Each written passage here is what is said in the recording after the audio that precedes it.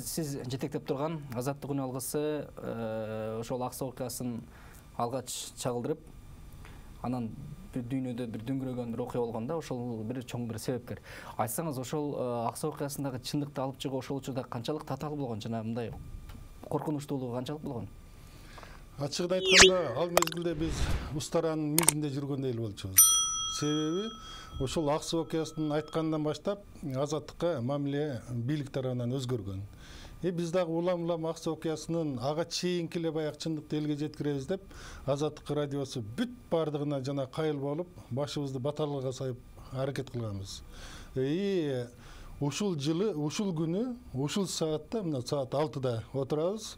18 жыл мурда ошо Аксынын ок жеген, жарадарларды көргөн адамдары менин мобилдик телефонума чалбаса, өз убагында ошол мезгилде биздин Жалал Абадтагы кабарчыбыз ошого чыгып, барып жарадарлардан интервью уюштуруп, көргөн адамдардан интервью уюштуруп, ошону бүгүнкү күнгө калтырбай дароо бербесеңиз болбойт деп Рыспай Абдыраимов деген агабызды Аксыга жиберип, жарадарлардан интервью алып, ошолордун баары бышыкталгандан кийин Аксыда элге ок атылды деген маалыматты биз Азаттык радиосу бербегенде, жанакыларды дагы интервьюларын телефон аркылуу берилчү.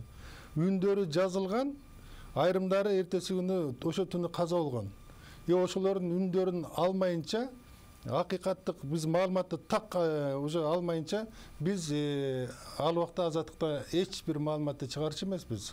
Ошолордун бардыгына өзүбүз күбө болгондон кийин, ошол маалыматтарды алып, интервьюну алып, ошолорду даярдап, алардын баарын Прагага жиберип, маалыматтарды жиберип, анан ошол күнү кечинде өкмөттөн биз ушундай Аксыда элге ок атылыптыр дегенде, өкмөттөн эч ким жооп бербей, бирок айрым ошо жооп бергендери Аксыда эч кимге ок атылган жок.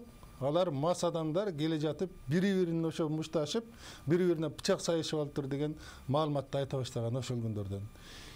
6-чы күнү базар күнүндагы маалыматты чыгарбай, биринчи күнү эч кандай ок атылган жок деген биринчи маалыматтарды чыгарып ийип, андан кийин эртеси күнү өздөрү уят болушту. Себеби Азаттык радиосу аны орус, англис тилинде бүт дүйнөгө жайылтып, жанагы жарадар болгон адамдардын интервьюларын жайылтып ийгенден кийин бийлик жашыра албай калды. Болбосо бийлик ошол жерден дагы бири-бирине бычак сайышыптыр деп жанакы ок жеген жерлерди жанакындай бир больницадан бычакка окшоштуруп келтирип, ошо өлгөн адамдардын денесин ошондой окшоштуруп, баарын даярдап койгон болчу ошол мезгилде.